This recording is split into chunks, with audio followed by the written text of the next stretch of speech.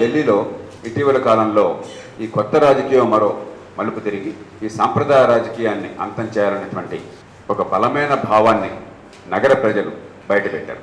ఇప్పుడు హైదరాబాద్ నగరం దానికి చేరువగా ఉంది. హైదరాబాద్ నగరంలో ఎందుకంటే ఢిల్లీ తర్వాత మళ్ళీ ఇక్కడ ఈ రాజకీయం పూర్తిగా మారడానికి ప్రక్షాళన కావడానికి అన్ని పరిస్థితులు అనువుగా ఉండి 18 ఏళ్ల పాటు లోక్సత్తా ఉద్యమం ఇక్కడ ప్రజల్లో చైతన్యాన్ని నింపి ఎన్నో మార్పుల్ని తీసుకొచ్చి ఇక్కడ రంగం సిద్ధంగా ఉంది.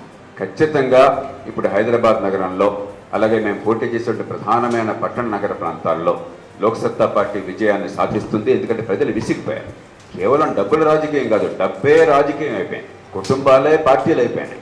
వంశపారంపర్య రాజకీయం తప్ప ఇంకోటి కాకుండా పోయింది. సీట్లు అమ్ముకోవడం, ఓట్లు కొనుక్కోవడం. ఇక ప్రజలకి తాత్కాలికమైన తాయిలాలు తప్ప లోన్ వేవర్లు చేస్తాం, ఖజానా మొత్తం ఖాళీ చేస్తాం, మీ బతుకులు నాశనాన పడలేదు, ఇట్లా ప్రజల భవిష్యత్తును పూర్తిగా నాశనం చేసే రీతిని ఓట్లు వస్తే చాలు పేదరికం కొనసాగిన రీతిని అవుతున్న విధానాలు.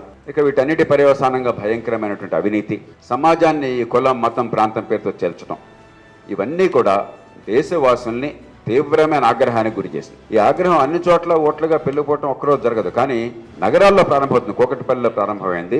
ఢిల్లీకి అక్కడున్న ప్రత్యేక పరిస్థితుల వల్ల పెద్ద ఎత్తున ఉవ్వెత్తున వచ్చింది. ఇప్పుడు హైదరాబాద్ నగరం మళ్ళీ అనువుగా ఉంది. ఈ రాష్ట్రంలో గత 5 ఏళ్లుగా వచ్చిన సంక్షోభం మనం చూసాం.